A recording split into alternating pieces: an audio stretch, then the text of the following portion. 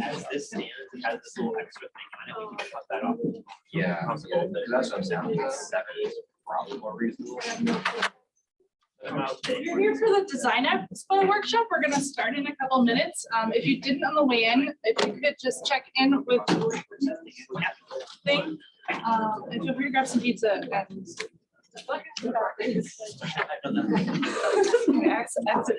you're so polite. Like, hold on, I know what's up. Sorry. Okay. I would say.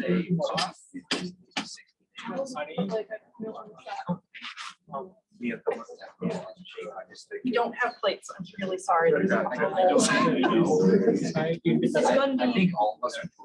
That's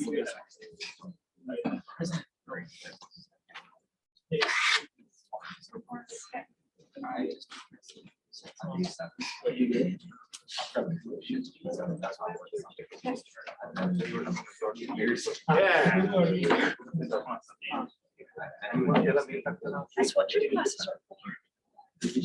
Sorry.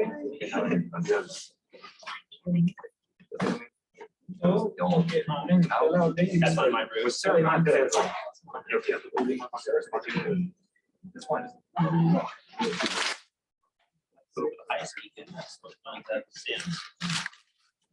I don't know. My question back. Do you guys want pizza and coffee? Is that a weird combination? You're like. Victim of my own. I have a personal rule, no coffee afternoon. That's fair. I need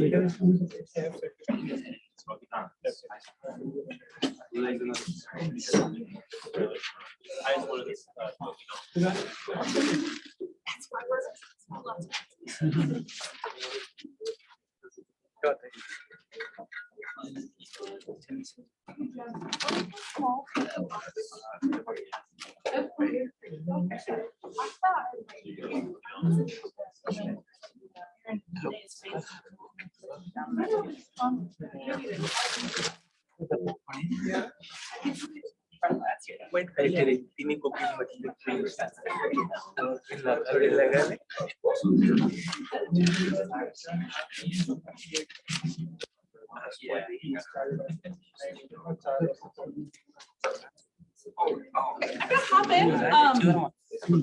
My name is Jen Sams. I'm an instruction librarian here at Michigan Tech. Some of you I may have seen before from various library sessions. We are putting on a series of workshops to support Design Expo and the work that you guys are doing. I know some of you are going to be here for that, and some are here just because you have similar projects at the end of the semester. And noticed our flyers and things like that. Before we go too far, I wanted to introduce my colleague over here, or I'll let you introduce yourself. Yeah.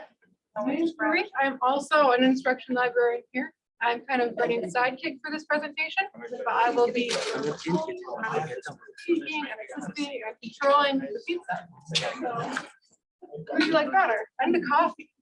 The coffee. And then Brady, you want to introduce? I don't know if they all know you or not. Hi everyone, my name is Brianna Tucker, and I help coordinate this design expo. So, yes, thanks for being here. I have no doubt that they're going to ask some questions and I'm going to kick to you. Yeah, please. So as we go, I just wanted to start by kind of talking a little bit about what brings you guys here, what your experience is with editing videos so that we can kind of build off that. And I'm not repeating anything that's too basic or anything that's too advanced. I'm sure it's a mix, but just so that I have a general idea, like you guys kind of like, back to you, you're here for the workshop. Okay, so I don't put anybody in the spot who's just here trying to do homework in the back of the room. Is anybody, so let's be here for the workshop, has anybody done some video editing? If so, what tools? Yeah, what tools have you used? What's that? Okay, I've heard of that one. I haven't used it very much. Yeah. I've used Vegas Pro and I've done quite a bit in like different formats. Okay, awesome. Yeah. I normally use it's like BSD, basic editing software, and then stuff like Audacity for audio editing. Okay, wonderful. Was that a hand over here or I've used Camtasia. Camtasia? Okay, awesome. So as you guys can see, there are a lot of different options out there.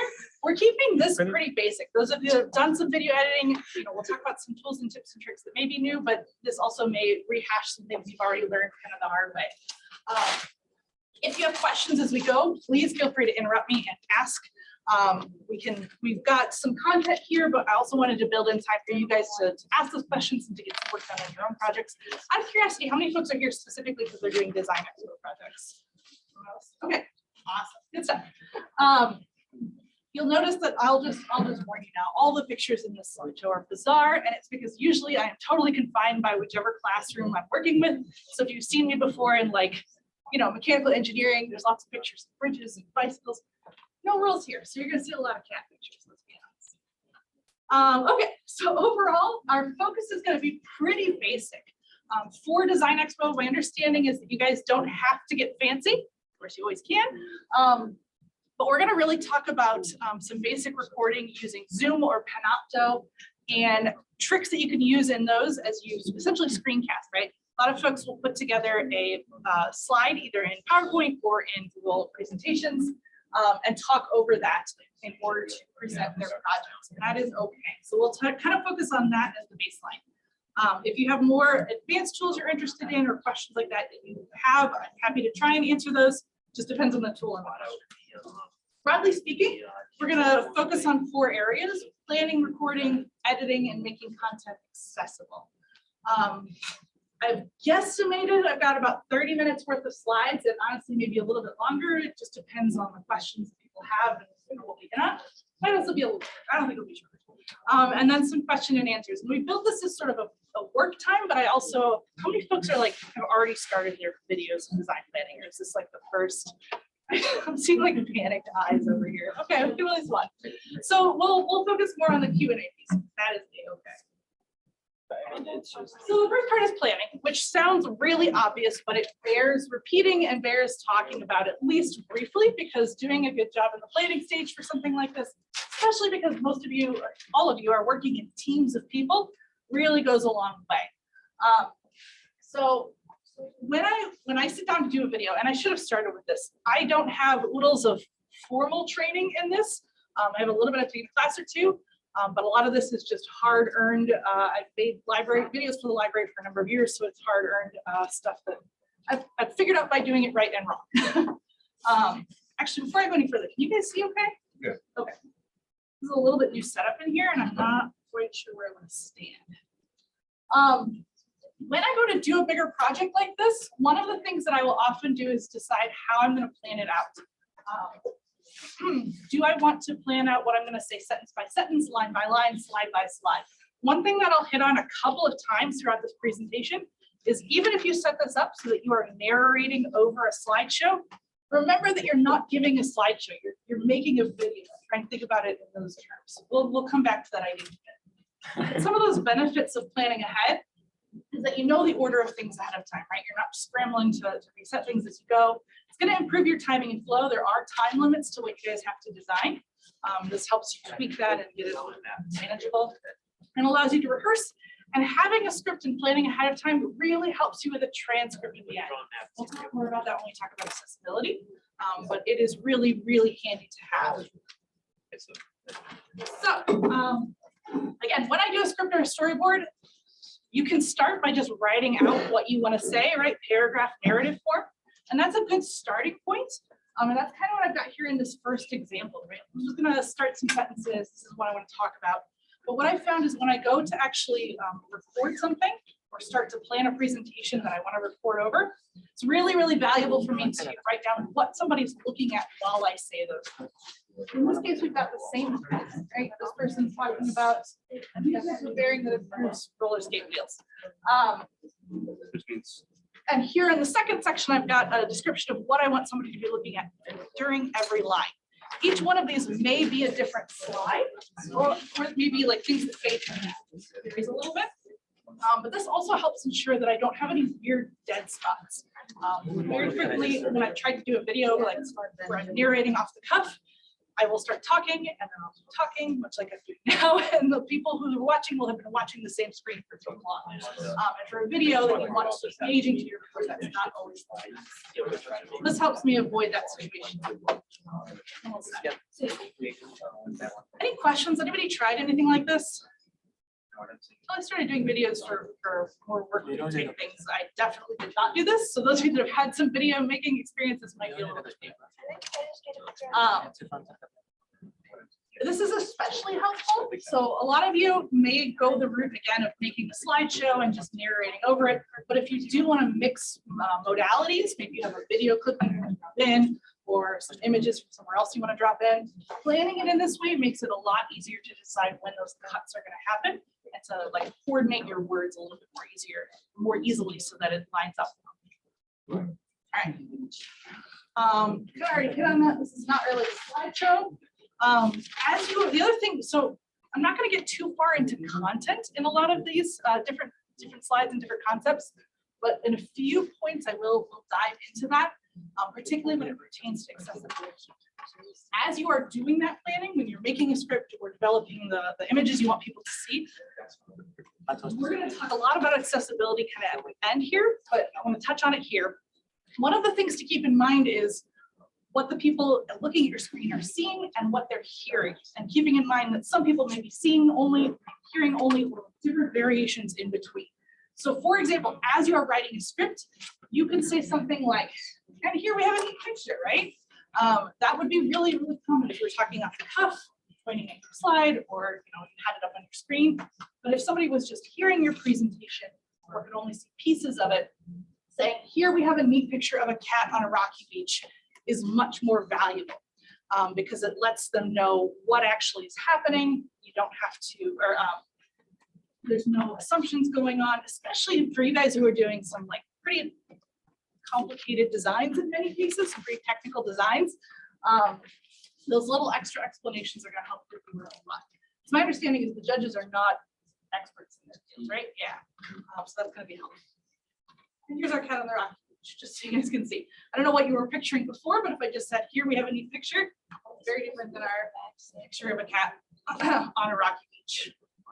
This is my side note. All pictures are from Pixabay. We have another workshop on visual communication where we'll talk about resources like this, where you can get pictures and sounds and graphics and things like that. So the other little like content layout thing I want to talk about in the planning stage is as you're developing your presentation, if you go to the route of the slideshow or presentation, one of the absolute silliest, easiest tricks that I have, do you guys see how the cat bounces around? Gosh, it drives me nuts when that happens. Is literally just duplicate your slides, right? Because you're doing this as a slideshow, don't try to recreate the second one. I just recopied the picture. Copy the whole slide. Everything stays exactly where it's supposed to. Nothing bounces around.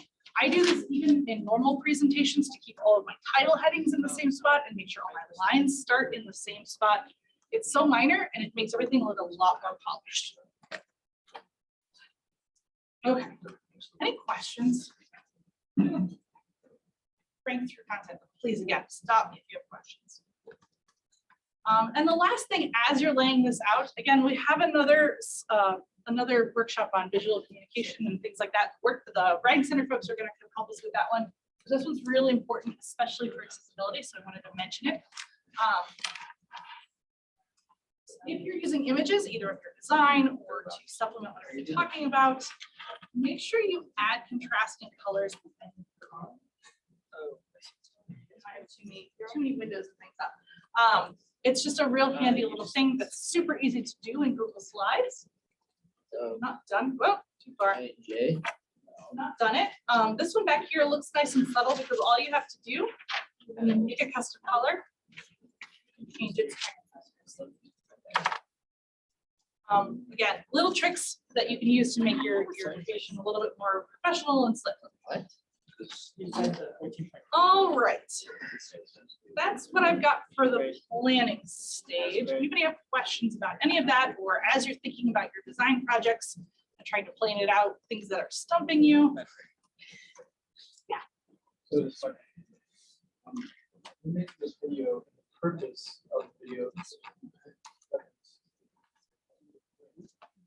That's like, we're making this also gonna be like, are there other purposes for the video, or is it mainly for the? So I guess there are two different components. So there will be a gallery of all of your videos available to the public.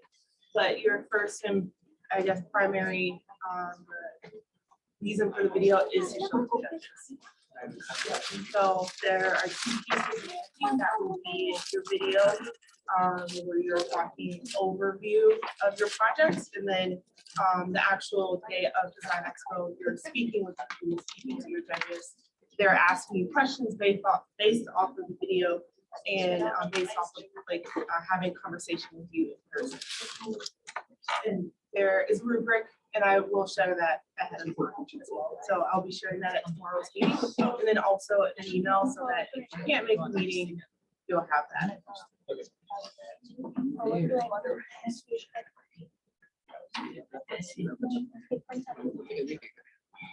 So again, my understanding too is that the primary, like the content is the most important piece of this.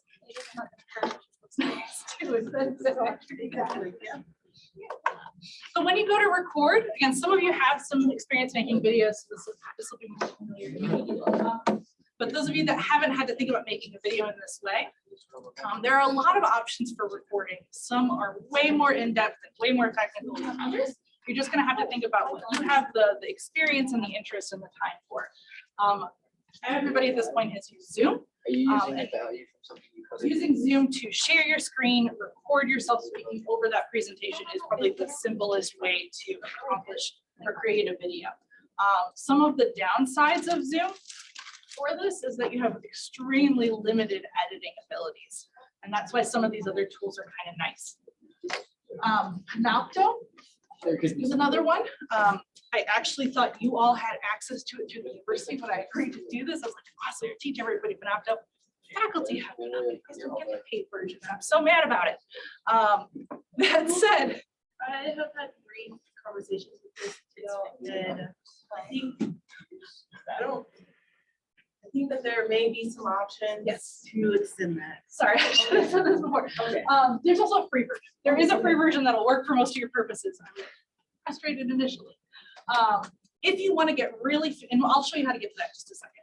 If you want to get really fancy, Adobe Premiere is available on the Macs upstairs in the library, and I believe the HDMC has access to that as well. Does anybody use Adobe Premiere?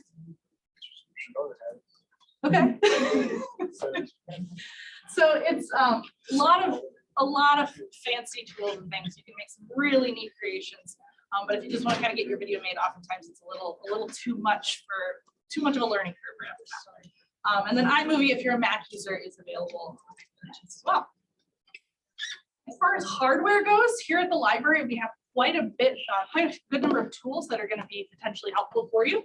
We have a lot of different types of video cameras. We do have GoPros with not drones, but with the headsets and the chest pieces. So I know everybody's projects are wildly different, right? If you have something where it's going to be helpful to take some video on the spot, you're welcome to come check those out. We do have document cameras as well. So I worked with the ECE class. I recognize a few things in that, yes, maybe. Where people were going to be showing things that they had programmed or coded. So if you can share a screen, but you could also, if it's on a mobile device or something, you can put that on your document cameras. We also have webcams. If you're recording on your computer and you don't want to use the computer's built-in camera, often those are really low quality, you can come borrow a webcam at the front desk, as well as microphone headsets and audio recorders. So all those things are available. Your card is your library card. Most of them are 5 days at this point. A few are 4 hours, but our website lists all of those. Okay. Any questions about any of those?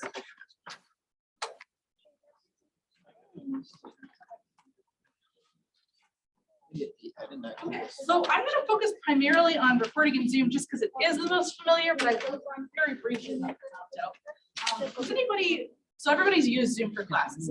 Has anybody recorded using Zoom? T squared minus. Okay, a few nods. Okay, awesome. So this is gonna be fairly familiar. I won't spend too much time on it. And that's what I'm doing right now. The main thing that you want to make sure you do is if you have not done this before, make sure your settings on the back end of Zoom are appropriate for what you want to record. So over here in Zoom, I can go to my settings. And I'll make sure you guys have the slides after this. So I'm gonna kind of blow through this and there are screenshots. Don't feel like you have to remember it in 3 days. Refer back. I would recommend saving to the cloud because then you can access your recordings from anywhere. You don't have to be on that same computer where you're recording. And then from there, the one that I would say is most important, or the two checkboxes that are most important, are creating an audio transcript. Zoom will essentially create a transcript as you speak and save that for you. And then you want to make sure it's also saved as a VTT file that you can download.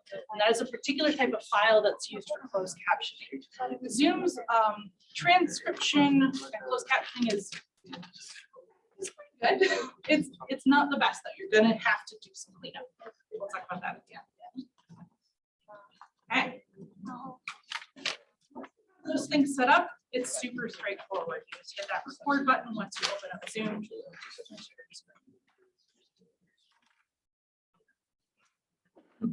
Slides.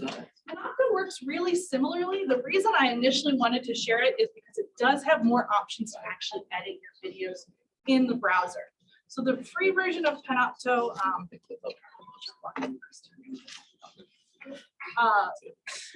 is web browser based.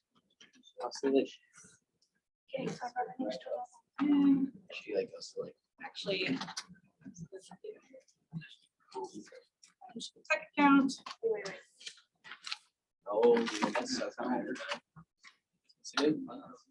Sorry, I should have done this ahead of time.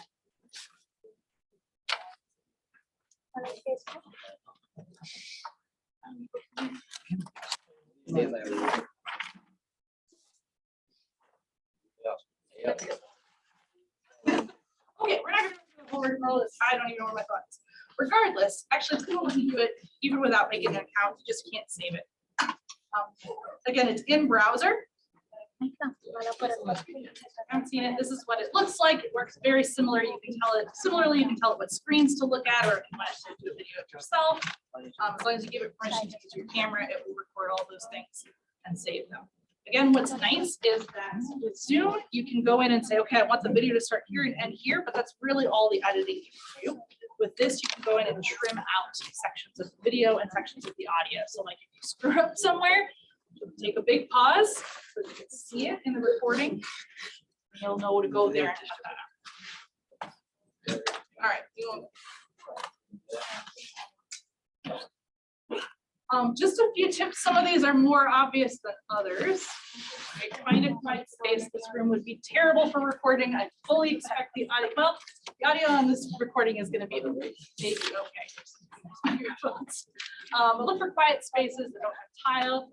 I do a lot of recording in my office, so these lights buzz. These are similar to the lights that are everywhere across campus. You don't really notice it until you're like listening to a recording you just did, and you're like, oh, that's noise. I'll show you guys a way to remove that in a few minutes. These are all things to keep in mind as you're trying to decide where you want to sit and do your recording. Study rooms are okay. They're not soundproof. I don't think anybody's going to be like hollering and shouting for their Design Expo project, but like for some reason I'm very excited. Just keep that in mind. As you're sitting down to prepare, then make sure you have everything ready. Rehearse your window switches. This is what trips me up like the absolute most. Is forgetting which window as you guys just saw there, and logging into the different tools that you might need to demonstrate. And mute notifications and minimize embarrassing windows. I was making this slideshow yesterday. You can't hardly see it up here.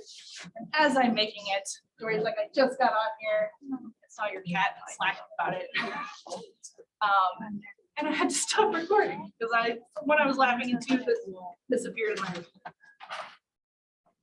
So you want to set the stage for editing as well. Make sure that you are going to be successful in that by sort of taking a few precautionary steps as you record. Just leave silence at the very beginning of your recording. 3 to 5 seconds, just sit there. And what that's going to do is have ensure that you have a chunk of audio where only the lights buzzing and different things like that around you are on your audio piece. Once you have something that's just that, you can, there's some tools you can use to that, and so now remove that noise from everywhere else. Get to that in a minute. We get to editing.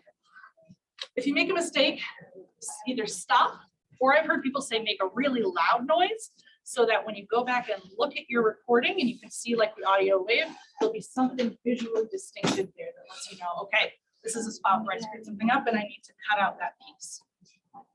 And just take really deliberate pauses for breath, especially if you like stop. You can edit those out then if you want to get real fancy with it. If you don't, that's fine too. At the very least, you're not like running out of breath at the end of your sentence. Any questions about those tricks? Anybody have any other tricks that they use when they've made videos? I'm talking.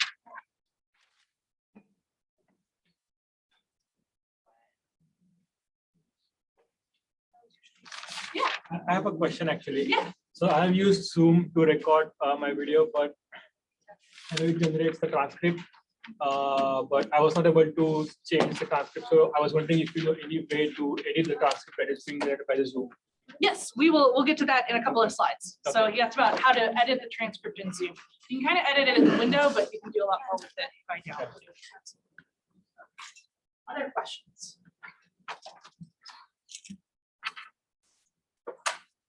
More so a comment, but I didn't know about like time before we start and after being able to like remove humming and buzzing in the background.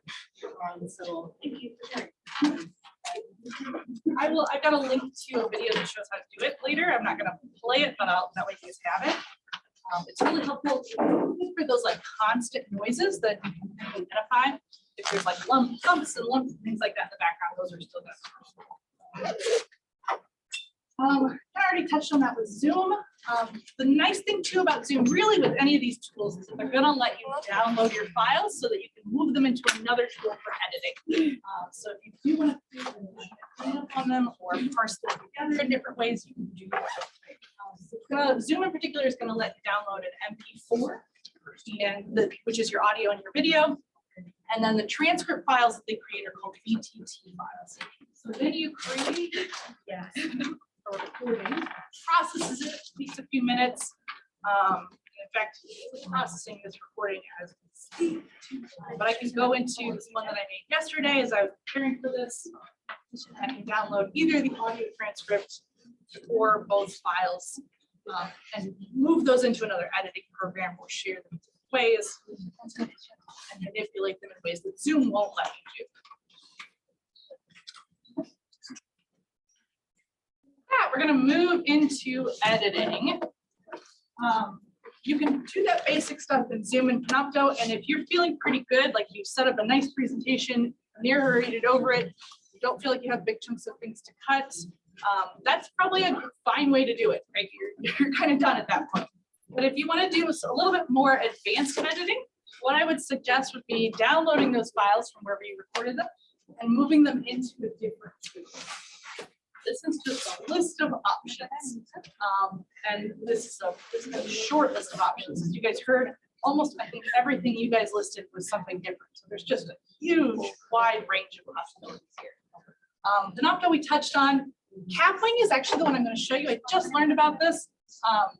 It limits the number of exports that you have without a watermark and will only save your files for 2 days. So some real limitations with the free version, but it's a very easy drag and drop. Like all the interfaces, it's definitely the nicest one. Blender is open source and it's available through Apps Anywhere on campus. So any of these computers, you can download it. It's very powerful. It's got a bit of a learning curve. Like I've got some experience editing videos and I had to watch a couple YouTube videos because I was like, where's the cut button? I don't understand. It's just got a little bit of a learning curve for where all the buttons We talked a little bit about Adobe Premiere already, and then you mentioned Audacity. That is for audio editing only, and that's great for that background noise removal and a few other things. I'll talk about in a moment. So again, I like Capwing in that it's got a really nice drag and drop, easy to use interface. So that's what I'm going to show you, but most of the things I'll show you real quickly here can be done in any of these other tools. For those of you that have not done any video editing before, just so you can kind of see on the back end what these things look like, I've got a presentation already made here. And basically ahead of time, all I did was drag my MP4 video over here into its library and some other audio that I had recorded in another picture. When I want to use those, I'm actually gonna lift this up here. Delete all this stuff. When I want to use those, really straightforward. I'm going to drag it down here. This is the MP4 that came straight out of Zoom.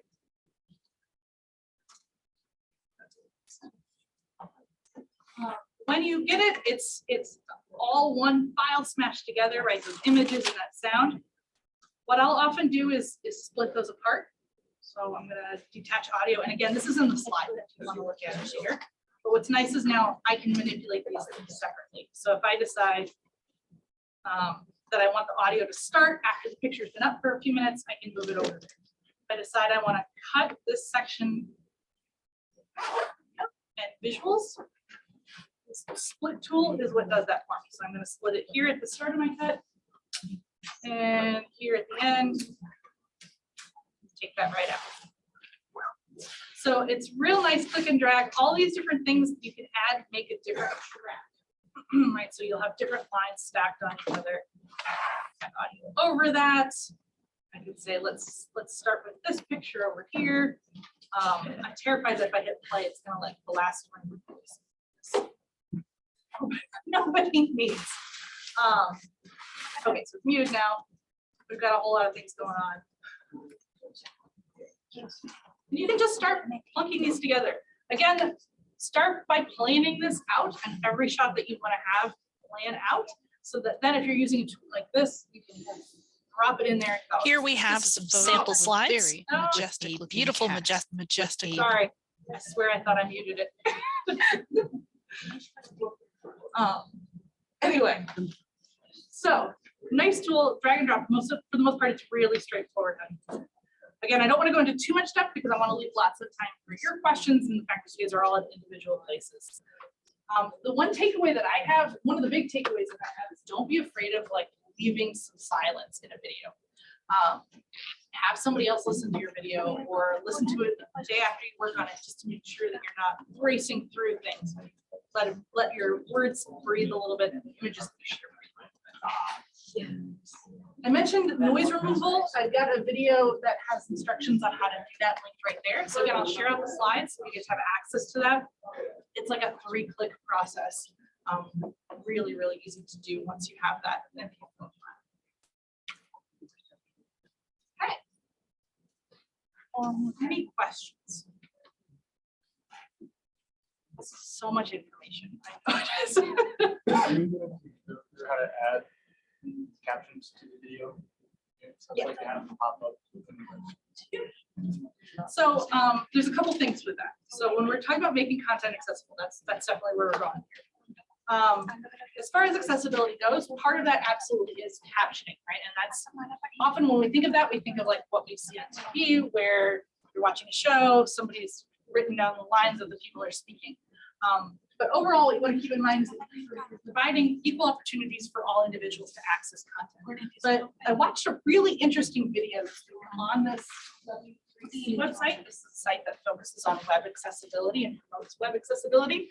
I was talking about, for example, people who have different visual limitations. When we hear that, we tend to think, oh, somebody's blind, they can't see. Let's make the text bigger or brighter or something like that. But this person was talking about how, yes, that's helpful for a very specific segment of people, but this individual worked with folks who have tunnel vision. So it actually is super helpful for them to have really dense text so that they don't have to use so much back and forth to get across that text. So I share that just to say, keep in mind that your preconceived notions of what somebody may be using those features for are often just limited by our own experiences, right? I would have not thought of that until this is a great website with like oodles of information on web accessibility and things like that for both this project and anything to design with those opportunities. So with that said, some of the critical elements for video are going to be, yes, those captions, writing down what you are saying over your video, but also describing the visuals, particularly for those of you that have diagrams and charts and graphs that are involved in your work.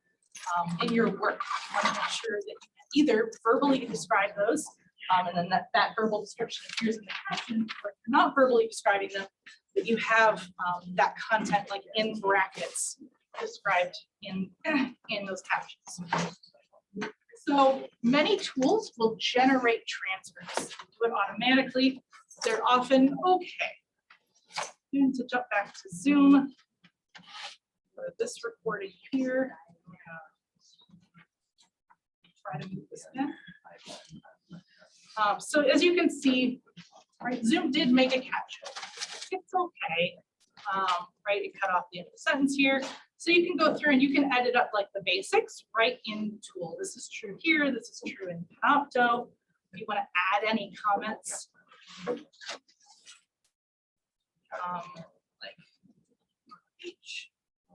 anything like that, you can do so.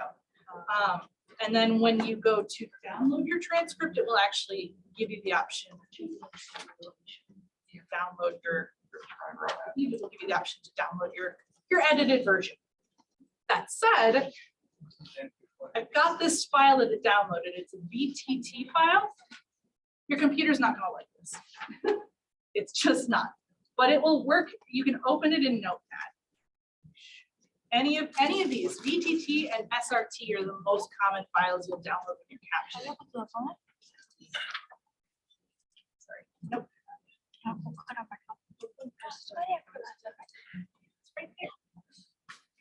I don't know what just happened. File, open,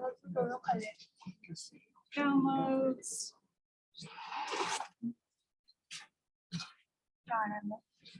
I didn't check to see where this downloads things. I apologize. Because it's on text documents right now. Oh, thank you. That's exactly. I even have that in the slide notes. I appreciate it. So it's looking for .txt files, is what he said. And that does not, what we downloaded was not a TXT file, right? It's not a text file. So now it's on my desktop. And it's right here. So pretty straightforward. It's got exactly what was in those same places in that when it was in the Zoom window. You can go in and you can edit it. What's nice is when you're editing it here, you can upload this file into other tools. So if I go over to Capwing and I go to subtitles, I can either hand type them in, which you could do, and especially if you have really plotted out what you're going to say, you may have essentially a transcript already, and then it doesn't take too long. Or you can upload your file that you've downloaded. And this one actually takes SRT files, so I believe.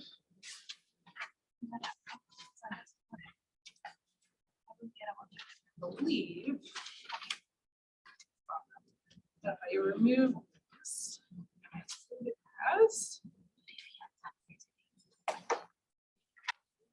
T file. I'm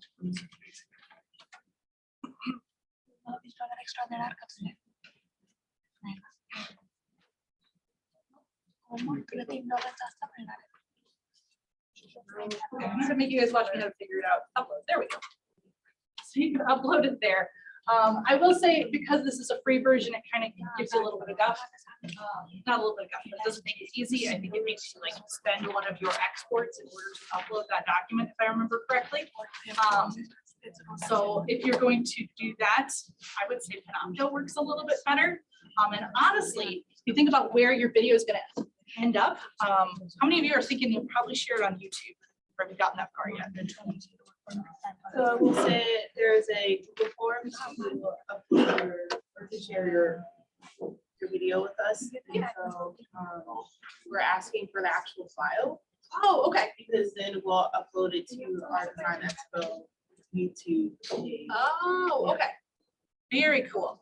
So YouTube auto captions as well, or it will take one of these files, which is why I asked. So if you do this file, you can take it to YouTube and line it up. And you can change those timestamps there as well.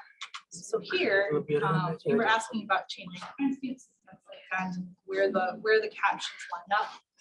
Here you can manually drag that around to do it. So once you've uploaded that file, that's not exactly what it says. Say, okay, I don't know, that's not exactly where I want this. I want this one to start here. Let's do 5. And then you can add subtitles and just keep going. Sorry. Everything always looks different. Okay, so it uploaded those there for me. I'm fairly certain this SRT file does not actually match this video, so I'm not going to play it. But here I can slide that around and say, okay, here I want it to start there. It's too big, it's too small, and actually do some editing. Is that going to answer your question? I'm going into lots of detail, but a lot of it's just fiddling around to get it.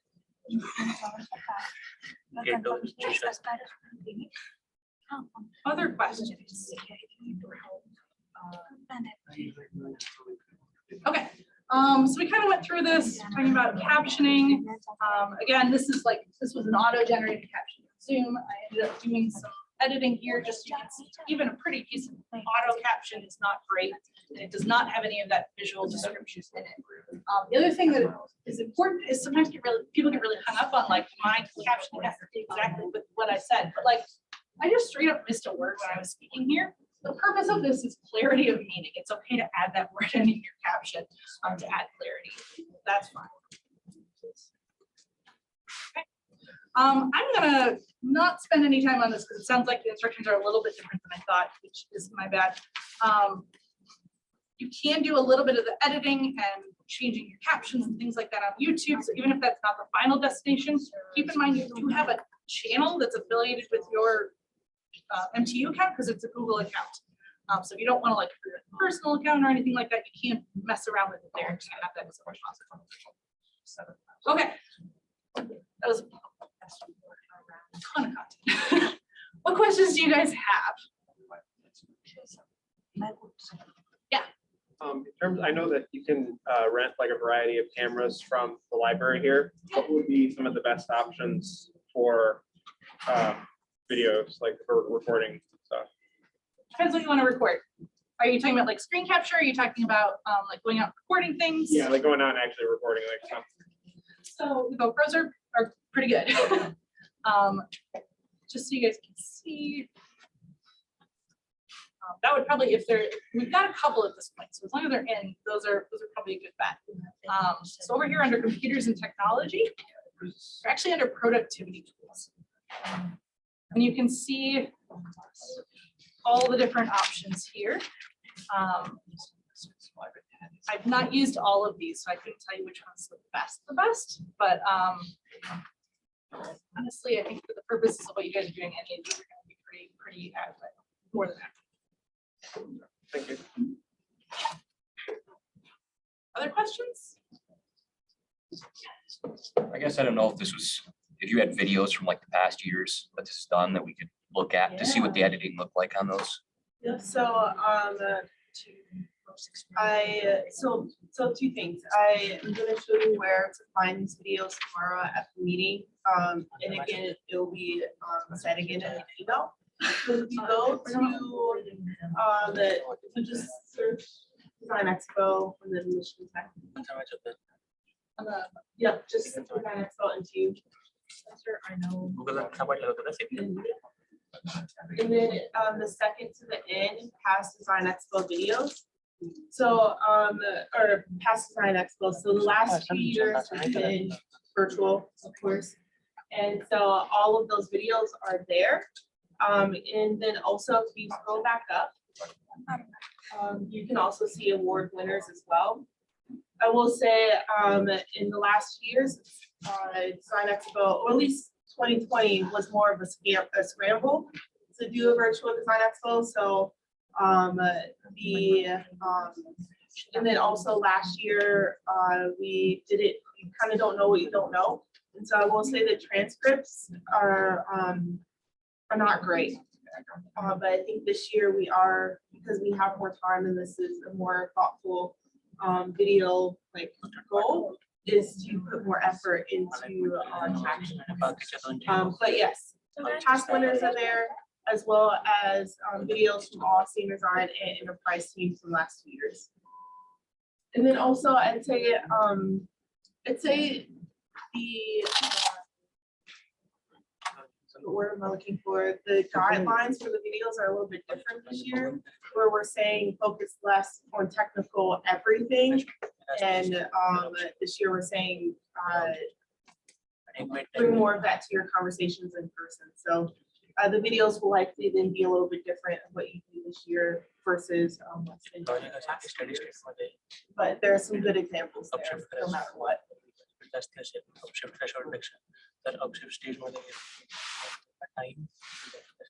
So when you record using Zoom, you have an option to record with camera on or camera off.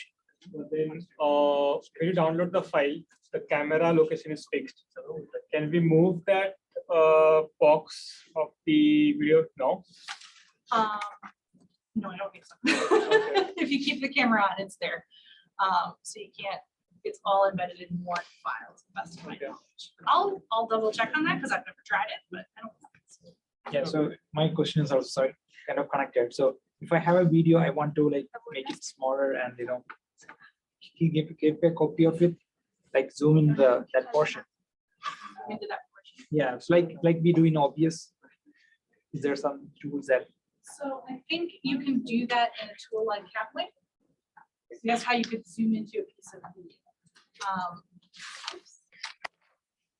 It gives you a set sort of size to work with here. I'm here.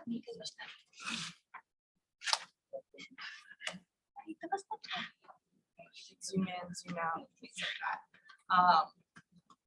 Is that kind of what you're? Yeah, so I can have both like. So this is something we can do.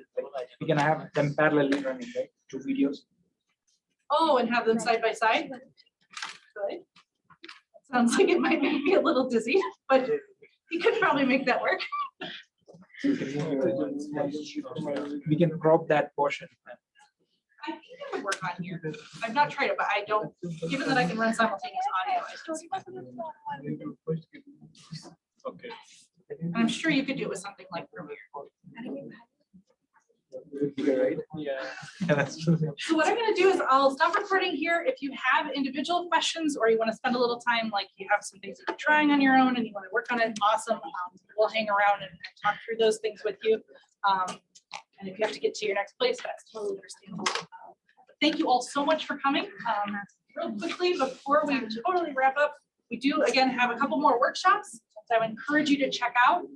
One's about that how to talk to people piece. And then one is a little bit more about finding images and creating images that will communicate your meaning. So again, check those out. There will be pizza again.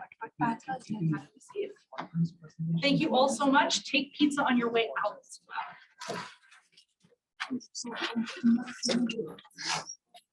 Oh, and if you didn't tap in with your card, come over here and